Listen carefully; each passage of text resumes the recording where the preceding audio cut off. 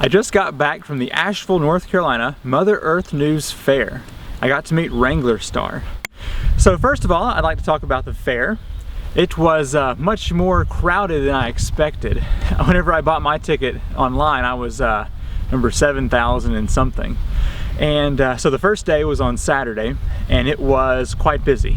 You walk into those buildings and it's just shoulder to shoulder, but well worth it.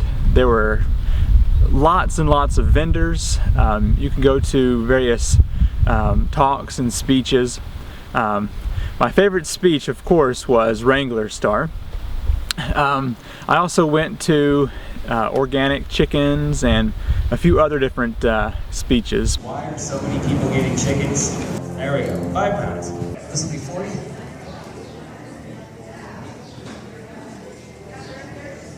So this will be what, 70? Hold your breath. Hold your breath. Fingers crossed.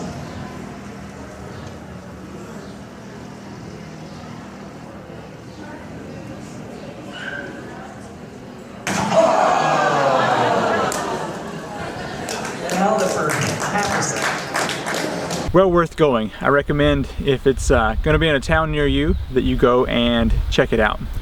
So, meeting up with Wranglerstar. Cody is a super nice guy. He's exactly as you see him on the videos. When you first see him, he's taller than you would expect.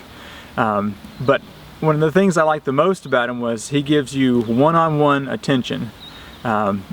There were people that talked to him for 15 minutes and he was engaged with them 100%, even though there are, 100 people waiting in line to talk to him. So it was really nice to see that he wasn't distracted and just trying to get the line going. He was really concerned about speaking with every person that was there. So that was great. At the meet and greet, he stayed and stood and talked to us all for about 3 hours, so I do appreciate him doing that. His speech was great. You can tell it was definitely rehearsed and well written, so he put a lot of time into that. And I really appreciate the hospitality. This is kind of our first experience of true Southern hospitality, and that with the biscuits is makes me want to come back. So I want to talk a little bit about vintage tools, and the question that I kind of ask is, are they still relevant today? And the funny thing about it now is when I look at my tool belt, it's almost identical as those poor guys that I made so much fun of.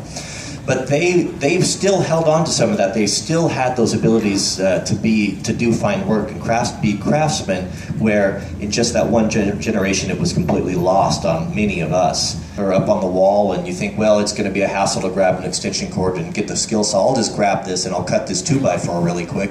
And you go into the wood and it's not cutting very well and it's starting to tear out, and you get about halfway through and you're sweating and you throw it, put it back on the wall and you think, this is rubbish. This is archaic. This is something that is not worth wasting my time on. What I didn't realize was there's a learning curve to these things. And that saw that's been hanging up on the wall is probably not in the condition that it was intended to be used in.